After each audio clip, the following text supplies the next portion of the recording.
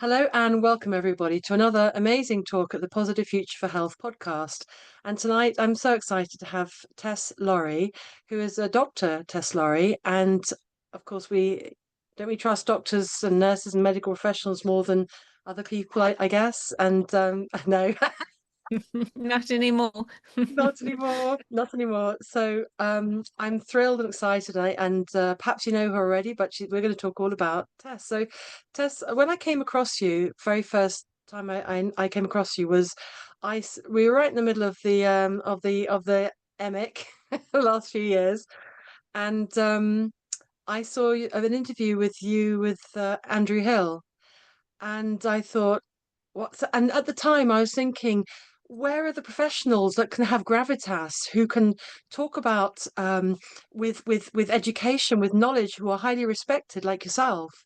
Where are the professionals? Because of course, Joe blogs like me. I mean, I'm a natural therapist, but who am I? But we were knocked off with, oh, you don't know what you're talking about. You're not a virologist. You're not a doctor. You're not a not a not. And then I saw your video with Andrew Hill, who was stopping the use of ivermectin that was going to be saving thousands of lives. And you just put it to him. And I was like, who's this? And it was a pivotal moment. And I've met you many times since. You are the co-founder of the World Council for Health, which is an incredible organization all around the world that you started, co-founded together, and we'll talk more of that. But um, it needed action and organization, I think, and you were one of those people doing it on a grand scale around the world. And then you went into the better way. But Tess, who are you? Why are you doing all this? Who are you? Wow, that's a big question, but I just start with COVID really, or that 2020 year. So for your listeners, I am a medical doctor, but I don't do practice clinical medicine. I'm a research doctor. So I have a PhD and a medical degree, and I do what I was doing when COVID came along was I do something called evidence synthesis and guideline methodology. And what that basically means is that I help uh, analyze bodies of evidence. Does something work or doesn't it work? I help then, particularly with the WHO, I would go along to the WHO meetings in Geneva, and then I would present the evidence to a panel of 40 or 50 or 60 or 90 people, and they would be from all around the world. And then, we'd form a recommendation, and then I would come back home and I'd write all it up into a document. I have one of those here if you wanted to see it. I can show you Fantastic. actually. There's one. Okay. So here we go. Here's one of those documents. You can see this says intrapartum care, WHO recommendations for intrapartum care for positive childbirth experience. So this was the sort of thing I was busy drafting and writing up. Uh, uh, uh, so. So that's what I was doing when COVID came along, and then and then obviously I was aware that they didn't have the evidence to declare a pandemic. And so, this was just drive me crazy. And that in 2020, I was saying you don't have cases all around the world. There are criteria that you need that to be fulfilled to declare an international health emergency. And they didn't have those criteria. So it was really troubling me. But I wasn't in the sort of COVID team. You can imagine WHO is a big place. They were the ones who declared the pandemic, so. Uh, but I didn't, I didn't have access to or know the COVID team or anything like that. I was working in the reproductive health research department, and so obviously there was Professor Sukarat Bhakti, who was a German microbiologist, who was saying, this is a false alarm. There's no need to panic here. And he made a lot of sense to me. So he was, on my page. There was a German lawyer called Rainer Fulmich who was saying the PCR tests are absolute bogus. They don't work, and they're fraudulent. And I was just nodding and saying, yes, so this is all, let's just cancel the whole thing. But it just kept on steamrolling ahead. And so I really wasn't sure what what would happen, but I knew that my expertise could be useful, particularly to show that they didn't have the evidence for a pandemic. Yeah. And then I saw this American doctor, Dr. Pierre Corey, speaking in the US Senate. He was a ICU physician, and he was saying they were getting great results with an old medicine called ivermectin. It's used for worms and scabies and that sort of thing. It's used all Yeah. over the world. In the UK, it's not actually available in a tablet form, but it's as a Oh. cream. It's used for eczema and dermatitis and that sort of thing. So, But it was a product that had a Nobel, was it the Nobel yes, it Prize? won a Nobel Prize. The The discoverers sixth, won a Nobel Prize for in 2015, so quite recently. After it had been used for decades, the discoverers won a Nobel Prize. It was a Japanese doctor called Professor Satoshi Mura and an Irish doctor, I think it's Irish, Dr. William Campbell. And the two of them, so it was discovered on a golf course in Japan in the 70s. And then developed. I actually went to visit Professor Satoshi Omura last oh, year. It was wow. amazing. Oh He's my still gosh. he's 80, he's 88, and he's Wow. still functioning at the University of Tokyo and Kitasata University. So it was an amazing trip. But anyway, this little old medicine cost 3 cents or 3 pence a tablet to produce. And COVID was $1 billion industry. And so there was this massive pushback when so Pierre Corey presented the evidence to the Senate saying this is a miracle drug. It's really helping everybody in hospital. Uh, you know, we need to get the word out. And so I then looked at the evidence between Christmas 2020 and New Year, and there certainly was sufficient evidence to show that there was no harm in trying it, that was for sure. And it could very well help and stop people from being admitted to hospital. And you remember people, they were told they had to stay home. We were told to stay home until we turn blue, and then, we could call an ambulance or something. And which was just ridiculous because we never wait. When we're sick, it's always advantageous to treat illness early, no, And not to and wait. doctors were prescribing and being very successful. I remember figures of 80, 90% recovery, complete recovery, and walking out the hospital from COVID. And those doctors were absolutely stripped, absolutely, you know, censored and goodness knows what. And they were getting really fantastic results. Well, that was why, so the thing with Dr. Andrew Hill was it turned out that he was doing the review for the WHO, and he was saying one thing to us and to Dr. Pierre Corey, and he published something else quite the Yeah. opposite to say that ivermectin couldn't be used and needed to be postponed, delayed, and more trials were needed and that sort of thing. I am So. going to, with this recording, I'm going to put that link to so people can view that for themselves of the whole interview that you did with Andrew Hill. So then what happened after then for you? What was the next evolution Well, so for then you? I formed a group called BIRD, British Ivermectin Recommendation Development, and I had to step away from my WHO work, so I outsourced that work. I had existing contracts. This was 2021 because they were rolling out those vaccines, and I knew there wasn't the evidence to support the vaccines. I'd looked in 2020. I'd looked into what is the basis of this that they're rolling these injections out. And there wasn't the scientific evidence to show that they could. And of course, I know because what I do, my job is evaluating clinical trials and all that sort of thing. And I know that it takes 10 years to take a new drug from start to finish to market. So there was no way, just from a time scale point of view, they could have approved those, even if they were miraculous. There was no way they could have proved that they were safe, even if they were just the most amazing product ever in the whole world. And there were many of them, it wasn't just one. You'd need all these amazing products to be successful at the same time. And to take one drug, just say today a drug company says, "Oh, we've got a great idea for a drug. Let's use this. This is going to work really well. We'll start doing the trials." It takes 10 years to get to that end point of saying they say, and you only have a 7% chance of that new drug getting to that endpoint and being proven safe, because it's incremental. First they do studies on 30 people, and then they do studies on 100 or 300, then they increase it to maybe 3,000, where it passes all those phases, but it takes years. So to just suddenly sort of come Yeah, out with several yeah. different vaccines, a new technology. It doesn't So matter you how must much the politicians say, oh, this is the most amazing technology from our most amazing university. It doesn't make any sense, from just a clearly medical research point of view. you Um, must have been crazy then. So what did you? It must have rattled your cage being a research, and this is your work to Yes, test. because I had access also to the WHO's pharmacovigilance database. A pharmacovigilance database is where all the records are kept of harms being reported around the world.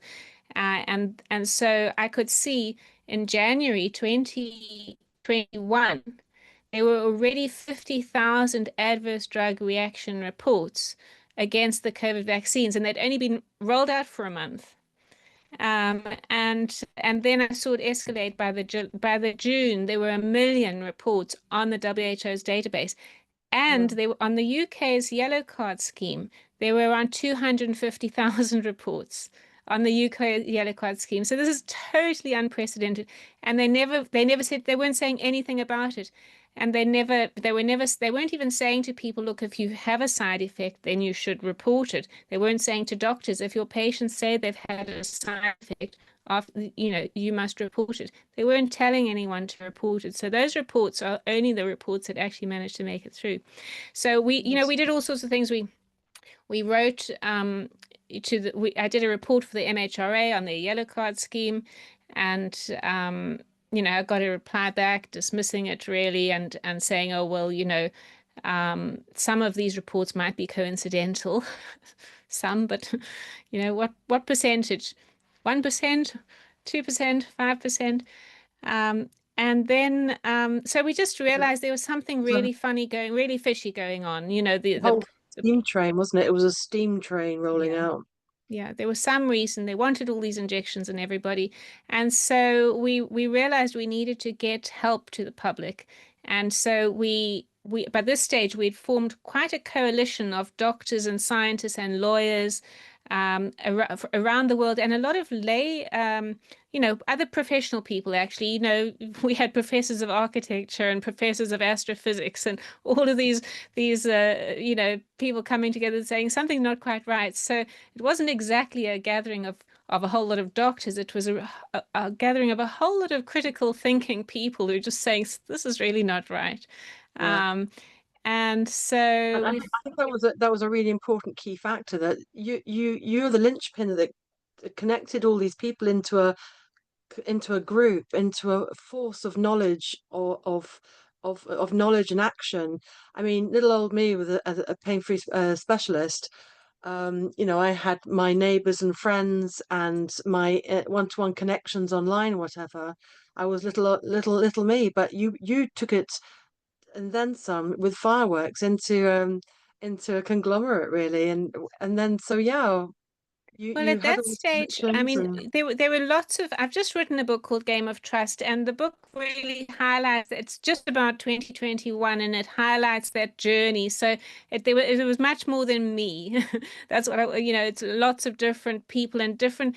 It's amazing how so many. Sometimes I think about World Council for Health as one of those cairns that you see a beacon somewhere, and everyone's added a stone, and it grows. And that's a bit like what World Council for Health is. Everybody's come along and added their stone. Some added their stone and they left, and some have continued to go off and bring another stone. And that's really what we are. We're a grassroots organization, and our success is that we really are a collective of people who care, and we on a mission to really help and provide people with healthy choice yeah, and also empower people again to remember who they are. and that's the energetic, the emotional, the spiritual strength within all of us, isn't it? To get back there, clarity and support yourselves. So the Better Way principles, are they the same as the World Council for Health principles? Are they Yes, yeah. So things? when we launched the Better Way, when we launched the World Council for Health in September 2021, we needed a slogan, and we had this guy who was volunteering with us, and he'd previously worked at a high level in like McKinsey and the big PR marketing company that tells lots of lies, and so there's this kind of nice irony that this guy who was volunteered left them and he was volunteering with us, that he helped us come up with this great slogan, "There's a better way." It just popped out really. We were just having a meeting and we were saying, "Oh, it's got to be better than the other one," and then, "Oh, well, obviously there's a better way." Click. So, and then we held a Better Way conference in 2022 where we Yeah. looked at it was the first in-person conference in the world. I'm so pleased to proud to say that we were the first gathering really of intellectuals and everybody, not intellectuals, just ordinary people. And we looked at what had happened to science. We looked, and it was solutions focused. There was no moaning and whinging. It was about what's gone on here and how do we fix it. So Yeah. it was so we looked at science, we looked at the law, we looked at what had happened to the media, we looked at the consequences of the COVID chapter, we looked at environmental issues and challenges. We looked at new health modalities and innovative ways of looking at health. And there was one other thing that I just can't remember now, but it was a very uh, Sovereignty. yes, no, it wasn't actually at that time. Oh, it was perhaps we had a thing on the WHO as well, the WHO.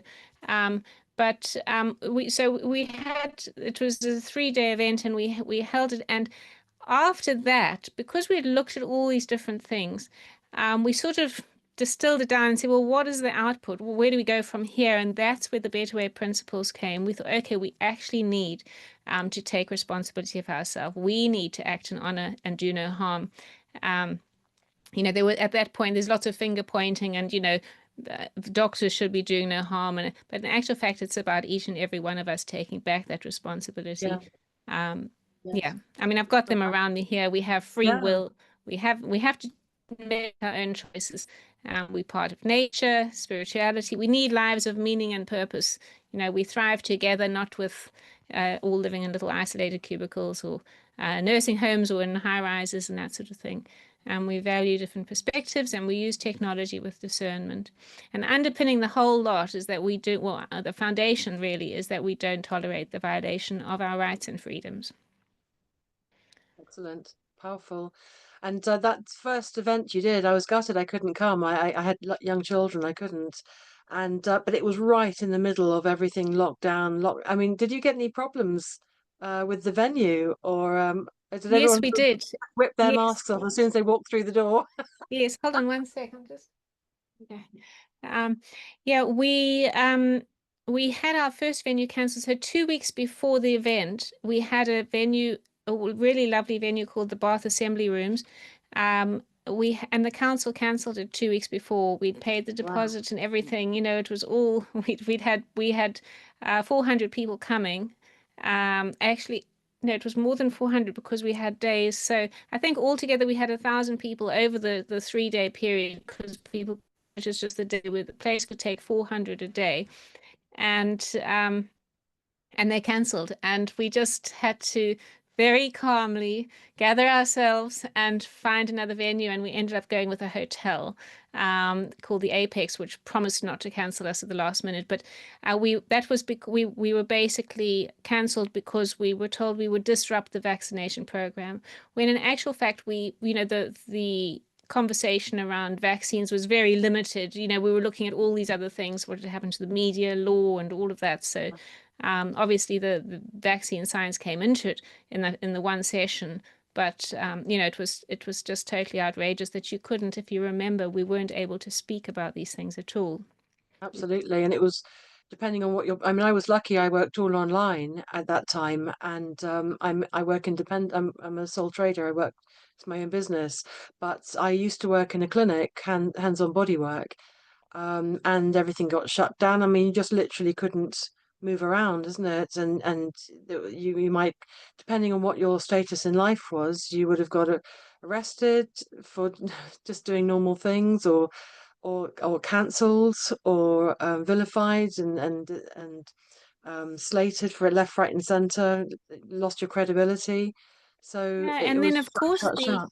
the issue around ivermectin just became totally Mm, extraordinary because there was so much evidence to show. We did a scientific paper. It got published eventually in June 2021, and it's now ranked within the top 10 out of 26 million scientific papers. So, it literally it's been highly referenced, and yet the governments and the health authorities have said nothing about it. And it really just showed that it would have had a big impact on the pandemic, and there was really no reason to ignore it. But one of the most enjoyable experiences in 2021 for me was actually seeing, because I told you I'm not clinically practicing, um, but so I couldn't see what the effect of the work was that we were doing, myself. But I was getting all these reports from doctors saying, ivermectin's great. If you use it with this and this and this, then it was really helping people. And um, and we'd also set up a COVID care clinic as well online for a couple of months, although we weren't able to sustain it. But on the one Sunday, I received a text message from somebody I didn't know at all, man, and he said his wife was in the ICU, and she was in a very bad way, and that he had actually taken some ivermectin to her. They wanted to put her on a ventilator, and they said that was her only chance. And she had COVID, and she had to go on the ventilator. And he said to me he'd taken ivermectin to her, and they refused to give it. They had actually removed it from her purse. Um, wow. and so Invasion, it's an invasion of your property. yeah, yeah, they had removed it. Theft. So I said to him, well, where are you? And he said, oh, when he told me it was about a 3-hour drive from me, I said, well, look, I can meet you at my office. Wow. And so he came to the office and we had a chat. And he was so distraught, a husband, you can imagine he's taken something he thinks is going to help. His wife's in the ICU. They're wanting to ventilate, and we all knew what was happening to the people on ventilators. They just didn't make it off the ventilators once they were on, and she was adamant she didn't want to go on. And when he was with me, he phoned her and on a video call, and I spoke with her, and I could see she was so in such a bad way, and she sort of said, look, I don't think I'm going to make it, um and they've told her, basically they said she's not going to make it. Can you imagine the sort of horrendous care she was experiencing? Anyway, I sent him off with a little pack of things, some vitamins, and I had my own supply of ivermectin, which I gave him as a friend, because we did rapidly become friends over this moment, this day and experience. And he went back. He he he put it in. Because he was now banned from the hospital. He wasn't allowed to go into the hospital because they said he was, um, a nuisance. And so we discussed how he could perhaps get the ivermectin into her. And we decided, hospitals, they let you take any sort of junk and sweet and that sort of thing. And so why doesn't he put it in a chocolate bar? So he melted the tablets into the chocolate bar. Oh my gosh, what we have to And go through, honestly. yeah, and so she wasn't allowed to have vitamin C or vitamin any of that stuff, but she was allowed to receive a chocolate bar and in the ICU. It's And crazy, isn't it?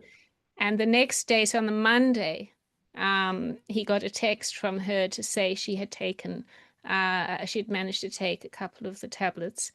And by the evening, the doctor had come around on his round, he couldn't believe it. It was, what on earth, nurse, has this machine broken or something? Because she was, the oxygen requirements had gone down so substantially, and she was discharged out of the ward and sent back to the, she was discharged out of the ICU and sent to the That's ward. And amazing. Well done, sweetheart. so no, so well, as a husband, it's this tenacious husband. He was really so amazing, and had, had driven 3 hours to me, 3 hours back, and Wow. had made sure that she got that medicine. But this is just one of the stories. There must be so Yeah. many people who really suffered during that time from And I the think tyrannical, radical. And I think whether, I'm sure I'm certain there are plenty of good people in the NHS or doctors or whatever. But I think, the rules and the protocol was set and it was very strict and it was very definite. And never mind about bodily autonomy or what you want for your health, whether you want the help or not, I mean, that went out the window and it's just there it is. So, yeah, you created the World Council for Health, co-founded it with others. This amazing World Council for Health that is now all over the world. You've got World Council for Health in so many countries. It's Yes, well, incredible. well, it's a process because, when we looked at, well, what does a new health organization look like? We don't need more of these centralized structures that dictate to everybody what they have to do. This is the situation we're in right now. And we have the World Health Organization telling all countries what to do, and all countries just following exactly what they're told, and then the governments, and then telling the people to do these things, as if it's, some sort of law. So it's just Yeah. crazy what's happening. So we see the way forward is for people to take responsibility, take back control of their health, and we're doing this by decentralizing what we have built, to or created, shall we say, from all of these different organizations. So what we did was, in the first instance, we collaborated. We gathered all the organizations who were all wanting a better way, who saw there was something wrong. So some of them are educational organizations like the College of Naturopathic Medicine. Some of them Mm. are media organizations that, I would say journalists, small groups, rather than than these big media organizations. But so media also. Organizations with specialist knowledge like children's health, safer to wait, organizations like those concerned about digital technology and 5G and mobile phones. They have expert, they have specialist knowledge in these fields. So we gathered all these different groups together, and they covered 55 countries, and then we Because started. of course, if it's a top down, then the top down controls the down. But this way, you have all these cells of expertise in their fields. I mean, I've even done an interview with Christoph Ploth, isn't it, on the interviews you do there, and so we all offer our expertise. It's like a honeycomb, really, isn't it? Yeah, it's a different way. As you say, it's building from the bottom up, using the expertise of the people rather Mm, than some bureaucrats in some block in a different country even. So, mm. it's really about building. And so what we get to the point where we say, okay, well, let's decentralize and basically give back the control that we've gathered. So now we have, at different stages, we have about 40 of these country councils initiated. And then the role of those country councils is to model what we're doing, which is to decentralize further. So we keep decentralizing. So we have a World Council for Health London coming soon. And Oh, I mean, sometimes we might get a city council coming up before a country council. It really depends. It's what we're going through is it's very organic, and we're not following a linear thing because we recognize we have to have the right people in place. So it's not about having a country council, just before the sake of it. We have to have the right people in place who actually are aligned with the same ethos that we have, the same, who understand these principles. There's no big ego, and yeah, it's about trying to really restore the balance now, both on an individual level, amazing. helping people get. Um, Amazing. And it's all over the world. I don't know what countries are missing now. All over, and you're part of that and you created part of that. And Tess, it's just extraordinary. So how does the better way, what's the difference? Is that literally part of it? That's yes, so the mm, Better Way movement is some because we realize that the country council thing is very much at a sort of organizational level. So, trying to sort of facilitate, but it doesn't give the individual anything. So we get individuals saying, well, what can I do? And yeah, so we don't want to be in a position where we say, well, we've only got these councils and you have to be part of the council. The Better Way movement is really the individual challenge. Um, and it encompasses these principles and what they mean. So, when we say we use technology with discernment, well, what does that mean to me in my life? What am I going to do about that? So it's to give people a template of a way of living because many people think they can't change. They think they're stuck with what they've got, and that's simply not the case. yes. So once you've sort of decided, well, there is a better way, and I want something different. I'm not happy with my life, and I'm not happy with the way things are controlled and run, then you start to open yourself up to the possibility of change. And Yeah. so these principles are a guide for how we then get along. For example, we value different perspectives. It might be that you're in conflict all day long with people. It might be that there are always these battles with others. So adopting, just reflecting on we value different perspectives, and other people with their different views actually help me refine my knowledge and wisdom. And it's okay not to agree all the time, and we don't have to fall out just because we don't agree. We can hold that balance, and not. So, so it's about about kind of a fresh start for people and a new point. But in terms Amazing. of the process, so we have the better way. The better way is really underpinned by this concept of health sovereignty. And health, obviously, we all know, we all strive to be healthy. We know what disease is. We don't really have a good definition of health, do we? Disease is Yeah. disease. It's disease is when we don't feel our best. Sometimes we Yeah. don't even know what could be the problem. You live your Um, 9 to 5 and you carry on, and sometimes you get sick and you deal with that and you carry on the 9 to 5 or whatever. But it doesn't have to be like that. Yeah, I mean, many people I know or have known in my life have just been waiting for retirement, and you think, well, how can you postpone your life basically until retirement because of the job? And so it's helping people to really live more in the present, but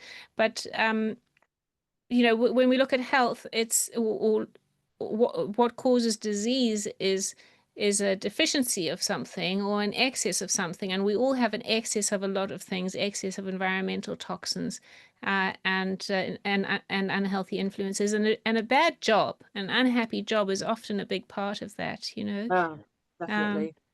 so it's Definitely. really a call to action for people to really reflect on what they, on their lives and what living really means, and to live a life of conscious meaning and purpose. Um, Mm. but if I could just get back to sovereignty, the sovereignty aspect of it is absolutely crucial because that's self-determination, and I think. Um, if you, I know people can probably hear my accent is not British. It's South African, and South Africans have they have this, this sort of there's this sort of cultural fog or cultural, not cultural, when I first came to the UK in 1993, as a young doctor working, many people assumed that I was racist, because I was a white South African. So I'm just saying that there are these sort of labels that are pinned onto people.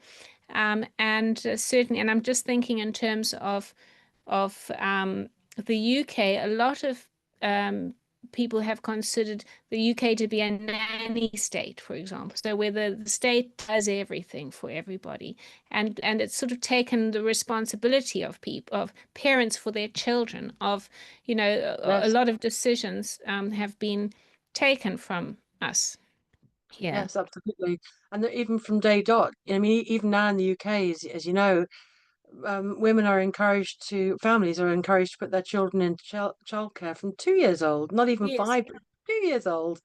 And yet, I mean, I homeschooled my kids till 7, and I didn't even realize it was a thing until I didn't realize, I thought you had kids and schools were there and you pop them in, off you go, schools, parents, work thing. And then I couldn't find a decent school for my kid, and they said, no, there's no space in that one. I thought, what do you mean no space? I've got a kid, teach my kid. And the whole sort of ripple effect started of I looked at other options. I didn't know there were other options, and I ended up homeschooling.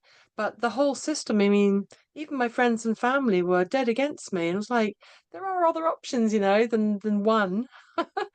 But the whole Yes. system is driven school that and then schooling and then work and then taxes and all the rest of it. The whole system is set. And if you do anything outside the system, you're weird or you're dangerous or you're wrong or whatever, crazy. And it's very undermining. So it undermines our individual autonomy. I've heard stories of people who've just had a baby, a home birth, and they've, Yeah, within a week or so, they've got somebody from social yeah, services knocking on their door saying you haven't registered your child or you haven't vaccinated your child or something. So it's a very it's a system of control that undermines our autonomy, yeah, and it makes us lose trust in ourselves, which I think is why COVID they were so successful in rolling out that COVID policy, those policies, because they had everybody absolutely terrified. They just made everybody afraid, yes. and then people were compliant and did what they were E- told. But Easier to do that. sovereignty is about taking back that responsibility. So it's about acting on one's conscience and knowing right from wrong. A lot of people don't really, you could say we're not sure about what's right and wrong these days because so many people do stuff for money, do things for, there's always a reason. Or, well, I had to do it because of this, or I had to do it because of that. So we make excuses, and we've sort of blurred the boundaries between, people can do outrageous things for money. It seems if you want to be a millionaire, who wants to be a millionaire? You'll go and do, we see all these shows. Well, I didn't see them because I didn't have a TV, but when I had a TV, I remember that there were all these shows that sort of dared people to do things that were highly uncomfortable, perhaps not moral, and and this undermined, just, well, it just sort of was okay somehow. Yeah. So But the pandemic, it was good in one way that, well, you came about with all what you're doing, but also I think that right at the beginning of the pandemic, I was in women's online groups of talking and yoga and things and meditation, and there were lots of people who didn't question things in there, just regular people who didn't just went along with it all. But what was happening to everybody, I noticed that it was freaking people out. All this, everything stopped. You didn't wear your makeup anymore. You didn't go out anymore. You didn't do your 9 to 5 regular life anymore. And suddenly everything stopped. And I think what I saw what happened is that people were confronted by their feelings.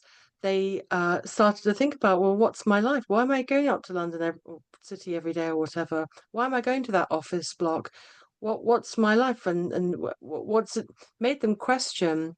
Made them question. And what I teach is how to connect within sovereignty, how to listen to your own guidance. And as you say, we're trained out of listening to our own guidance.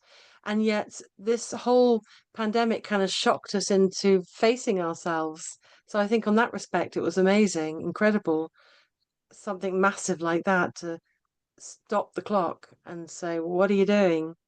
mm, And then you're mm, giving with the World Council for Health and the Better Way project, you call it Better Way. project. Well, the Better Way movement, actually, yeah, Movement. movement, yeah, yeah. Movement, and it gives another way, and it's fully structured, and you give so much advice and guidance on the site and all around the world with all the groups doing the same under the same principles.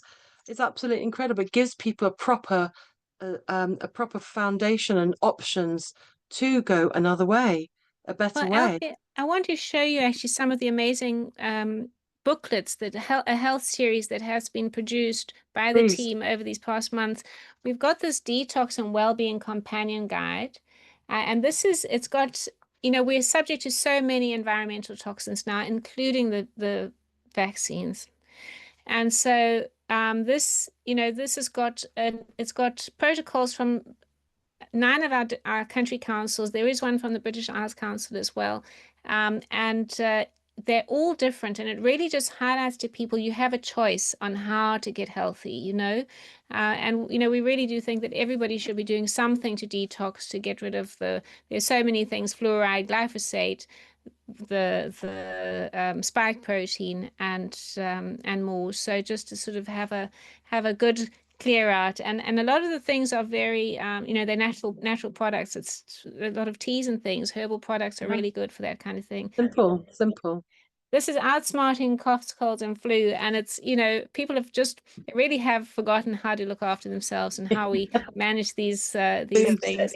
And yeah, so these little minimal things, the minimum things you need to keep in your cupboard so that you can prevent coughs, colds, and flu. Autism, there's lots happening on the autism side of things, and this autism guide is put together by Anne Pemberton, who's an absolute specialist. On helping autistic children, wow, and it goes into what the issues are, what the new science is, and the new practices and things that can really help people with autism. And then we've got amazing, this one, which is cancer and metabolic diseases. Is really accessible, very thin, comprehensive, really easy to read, to just pick up and put down, read a page, and it's about preventing cancer as much as it is providing complementary and adjunct to people therapies that amazing, are on cancer. So, and we have other guides coming, and so we do invite people to look on the website, worldcouncilforhealth.org, frequently, because we often have new health guides, products, and other things in our shop. amazing, amazing. It's just, where do you get the energy from? I don't know how you do it. Well, as I say, I'm just an integration point and a messenger, and all this great stuff is coming forward from our partner organizations and our country councils. So, it's a really collaborative effort. It's incredible. I just get the chills with it. It's wonderful, really, and it gives proper, educated, ex full-on experience, each in their particular field, coming together and giving help. And we just want to open up if anybody has any questions, who wants to talk to, ask Tess anything, or wants to talk to her. Let me know. Just wave, and I can unmute you, and you can talk. Yeah, go ahead, please.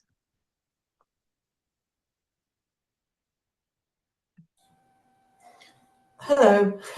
Um, I'm I'm so glad that I've come into this talk this evening because I followed when the COVID was on. I followed it very, very closely indeed, and my youngest sister was in tune with everything that Dr. Laurie has been talking about, and I was very familiar with a lot of it. I never was going to take the vaccine. I never was going to have it because I fully believe that it, like she said, it takes 10 years to prove anything. Um, uh, my brother, it nearly killed my brother. My brother has Parkinson's, as you know, and the doctor and they're housebound, and they came along and gave him the jab. Within hours, literally, he was on the floor with his pulse went right down. He was rushed into hospital. Within days, they had to give him a pacemaker. So had he not had a carer there, he would have gone. He would have died. My sister, she gave in to having one jab, but she had a stroke a few years prior to that, and she was recovering. And then she went and had the jab, one jab, and it set her back really very severely, that it weakened her. And in the night, she got up and she fell, and she was another 5 weeks in hospital, where she'd broken all down her paralyzed side that was getting better. She broke her arm and she broke her hip. And I suppose from all of that, my question would be, Dr. Lawrie was just touched on detoxing, and my sister has often asked me, would there be anything that she could take to try to rid her in her body of what's in there, from the jab? Well, that is exactly. Thanks very much for that question, Louise and Mrs. Edwards. And I must say, your story about your family is so common, and I'm so sorry. It's just these mRNA products have just wreaked absolute havoc with people's health. So this is why we came up with this book, because it's all around the world. These things have been rolled out to billions of people. And so what is really interesting about this guide is that there are so many different ways to look after health. There is so there's a product called Augmented NAC or Augmented NAC, and I don't like to promote any particular product. There's also you can get just plain N-acetylcysteine, but I know the Augmented NAC is very good. They are getting very good results in clearing out spike protein with that.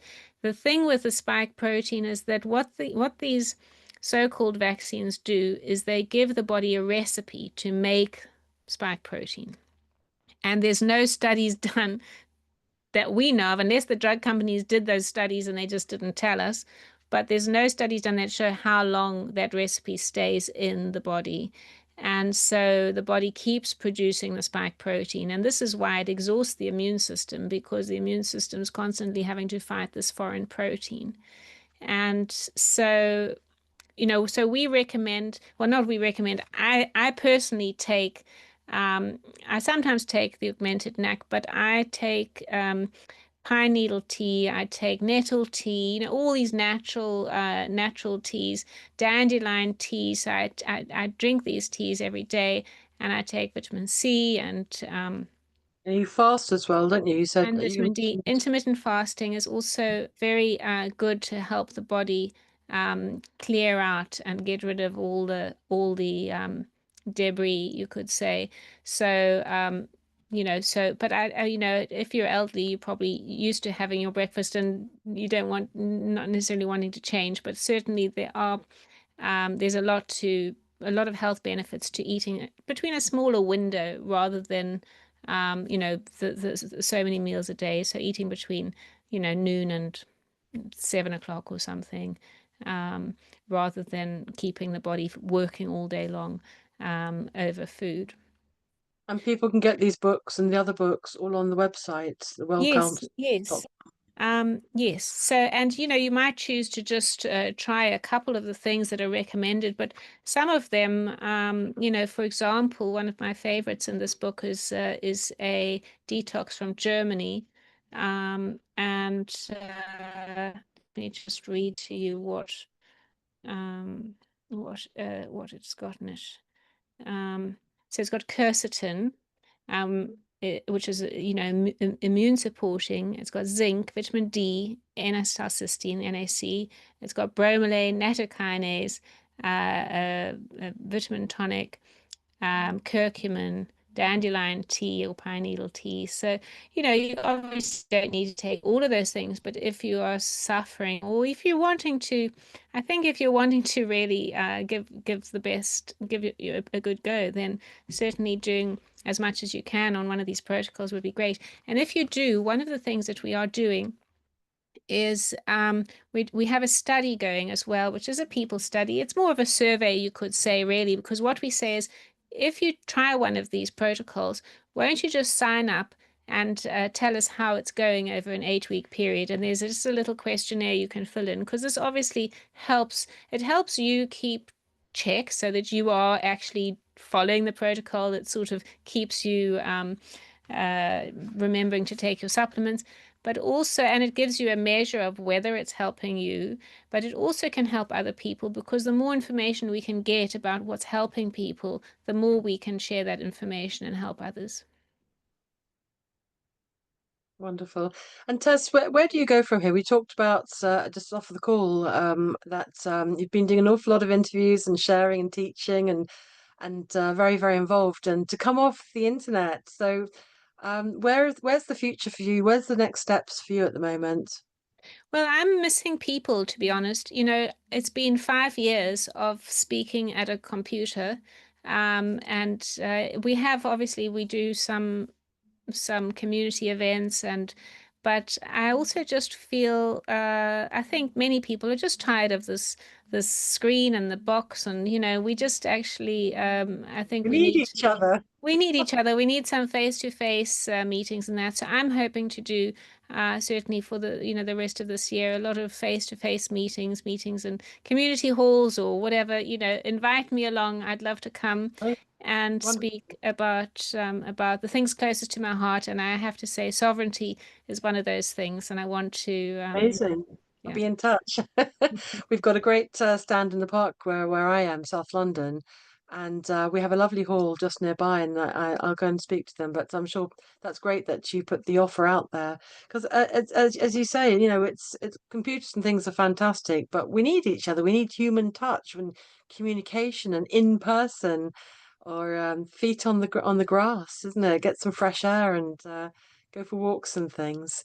So you've just finished your book, and that's going to be you're launching it on the 20th of June. Whereabouts are you going to be for people to join you on We that? we have yes, it's in Griffin Estate. It's near Laycock.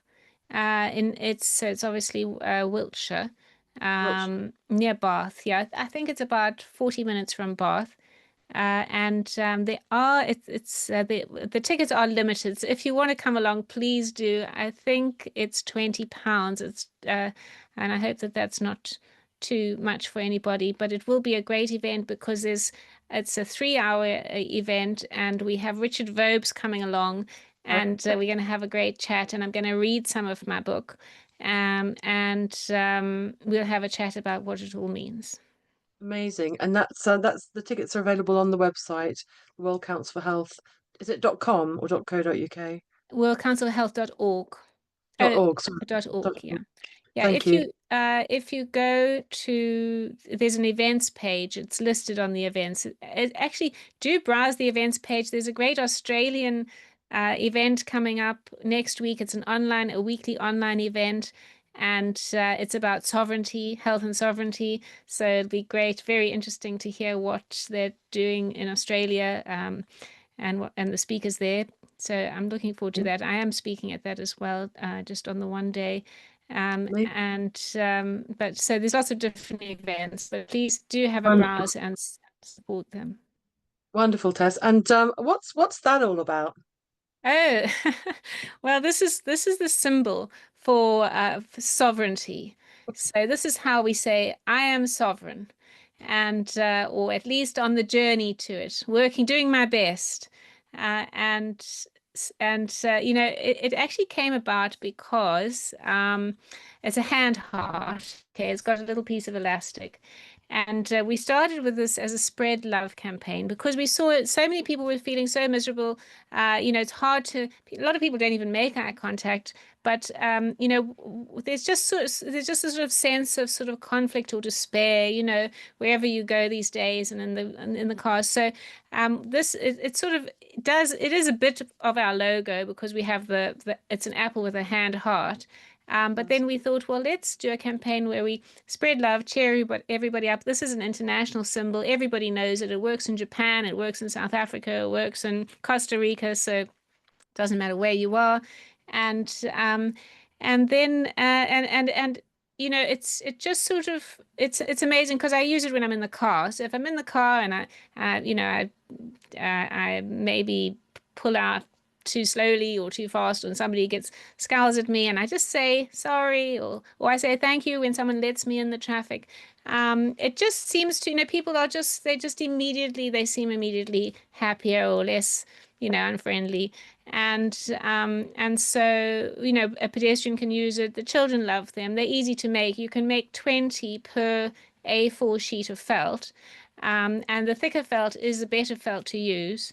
Yeah. Um, so in actual fact, if you've ever heard Bill Gates saying that he made $20 for every dollar he invests in vaccines, I say, this is I learned from him because I make 20 hand hearts for every sheet of A4 that I buy, which costs about $1.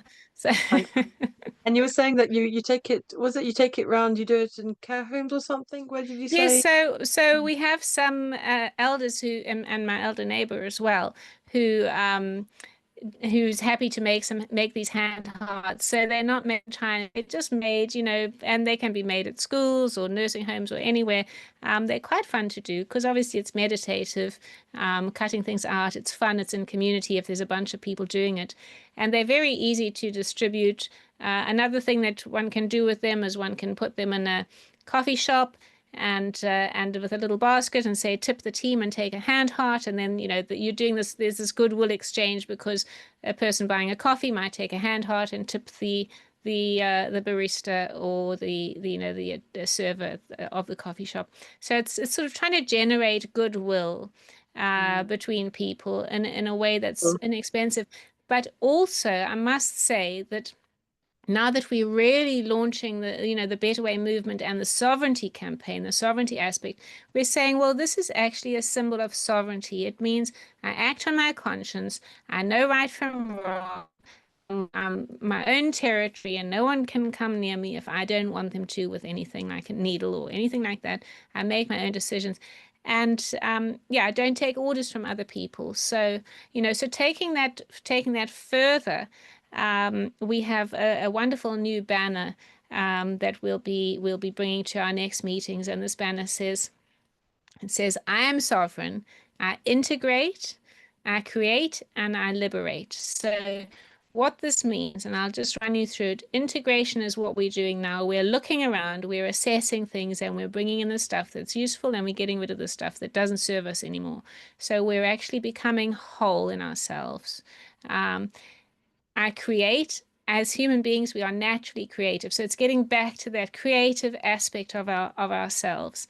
So we're integrating things, we're creating like crazy because we need wonderful creativity to drive with new a new way, a new way. We can't put up with these old, obsolete things, these institutions and things that don't serve us anymore. So create, create, create. And then lastly, liberate. So we liberate ourselves from all the fears and the hang-ups and the things that have got us saying we ought to, should do, we better do these things. No, we liberate ourselves from all of those things that are not authentic, and we help to liberate our communities too. It's extraordinary, and you're really a what do you call it? Um, you're strident in pressing forward with new innovations and new way. I can't get the word at the minute, but you set the pace, don't you? You really do. Well, And I what does think, Althea, mankind is in great danger, and let us not downplay that. I think the significant thing is that mankind is in great danger, and if we don't, we have a choice. We can go the totalitarian route, tyrannical route, and it's a one-way route. There's the tyrants never give back any power, or we have to move and forge this better way. It's really for our children. If we don't do it, then there is no future for them. So I'm sorry to have that as the last thing, but it's really everything is about our conduct. We have to get active. We have to start really. We cannot afford to be passive or indifferent now. We really have to actively create a better way. Absolutely, and we all have what's within us. We don't have to be a pioneer. Thank you, Brechia, a pioneer like yourself, Tess. But we can add to what people like yourself are doing. Add to it.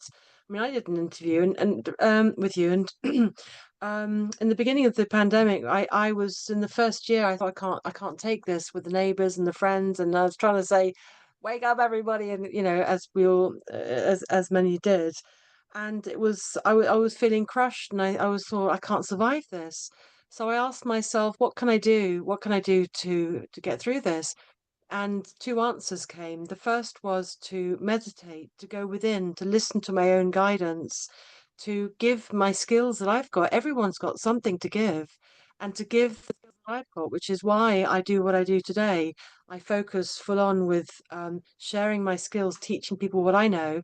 And the other thing was to join with like-minded. And another reason why I have you here and invited you here, like others sharing their wonderful skills and knowledge.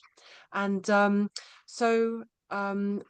was I quite agree to we all have skills and abilities to go within to use connect with your strengths and share them out and join people like Tess, Dr. Lawrie, with the Better Way and the World Council for Health.org and strengthen yourself to share, to give out your skills and share with others. Tess, I'd love to leave you with the last words. Would you like to say something, what to give to people to go off on their merry way to, I mean, you said so much amazing stuff. A last word or principle or focus or something to leave with. Well, just to say that, it's as simple as if you're thinking, well, what must I do? I don't know what to do. It's really as simple as just um, working on yourself. Working on those things that the things in your heart, are can be improved. Your relationships with others and your self-love, your relationship with yourself, forgive yourself, love yourself, and set yourself free from all of those things that you've been afraid of trying or doing. And it's really time now to be the best that you can be, that we can be. In actual fact, there's a Japanese word called ganbaro, and when I was in Japan, I attended a meeting, and there were 400 people. There, or maybe it was more. It was a massive hall, and at the end, they all went Gambaro, and they put their hand in the air, and I said, "What does that mean?" They said, "It means let's do our best," and it just feels like such a wonderful word. It feels like everybody should know that word, Gambaro, because that's what we have to do. We can just do our best. There But it I is. would go Gambaro like that, rather than a That's fist. great. Gambaro. Yeah. Tess, Dr. Lawrie, thank you very, very much for coming on the podcast and sharing your wisdom and pointing people in the right direction of health and sovereignty. Thank you so much. Thank you so much, everybody, for joining us tonight. And do get in touch with Tess. I'm going to put the recording together with the links. And yeah, some people are already saying that they want to join you with Laycock in Great. Wiltshire. Thank you. Please do. It'd be lovely to meet you in person. Amazing. Thank you so much. Have a wonderful evening, Bye. everyone. Thank you so much, Thanks, Dr. Lawrie. Althea. Thank you so much. You're welcome.